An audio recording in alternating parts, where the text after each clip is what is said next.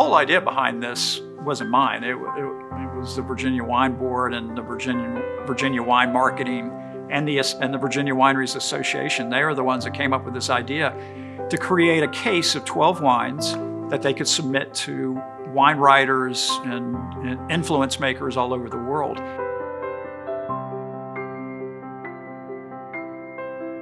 I think that's pretty amazing.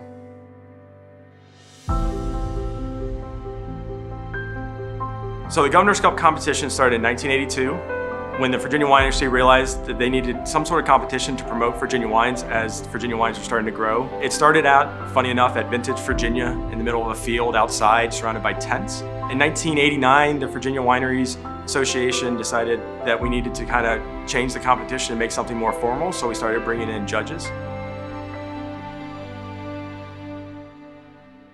Virginia is the Europe of the USA. To watch the way the industry has evolved and grown and changed has been unbelievably exciting and thrilling. We had a complete revamp, which I think has been fantastic, which started in 2011 with Jay, in which we tried to make one of the most stringent competitions in the country, and I think we accomplished that. The requirements for entering the Governor's Cup is, first of all, the wines have to be 100% Virginia fruit. That's non-negotiable. But you also have to have 50 cases of that wine that's commercially available. The wine competition starts really, for us, the Monday after Thanksgiving. And wineries have 2 weeks to get the wines to us. Each winery submits a wine.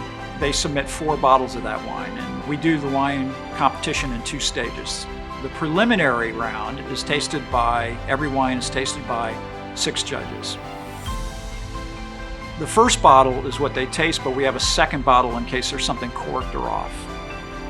It takes us about 10 days to get through the prelim, and it takes us 2, sometimes 3 days to get through the finals.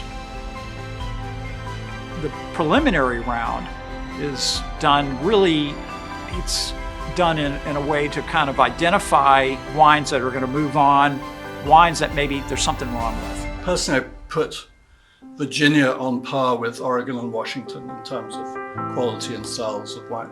So once the wines advance to the finals, what determines the medals, 80 through 85 is a bronze, and that's a wine that's varietally correct, varietally identifiable. 85 to 89 and a half is a silver.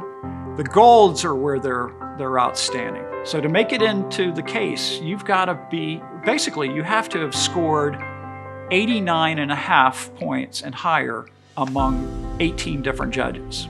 It's pretty hard.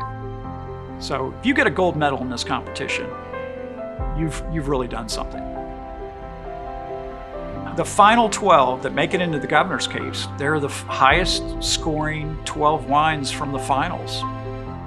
Now we run the competition with a separate day for ciders. The judges that we select are professional wine tasters. Most of them have passed the WSET diploma, they're masters of wine, master sommeliers, or they're people that have written about wine for years and years. I'm thrilled to see that my home state of Virginia, just every time I judge this, is getting better and better and more consistently good with its wines. And there's such a great variety too. Some of the winemakers, they're pushing the envelope of what can be done here. Every year there's some surprises. As David King told me years ago, he said he didn't want the hometown treatment. You know, just because you're from Virginia, you're pushing Virginia wines. That was never the intent of this competition.